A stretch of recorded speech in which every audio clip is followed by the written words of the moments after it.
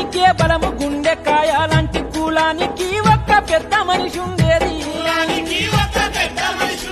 మంచి చెడ్డకు తాను ముందు నడిచేటోడు తప్పు చేస్తే తీర్పు తానే చెప్పేటోడు కుల పెద్ద మనిషి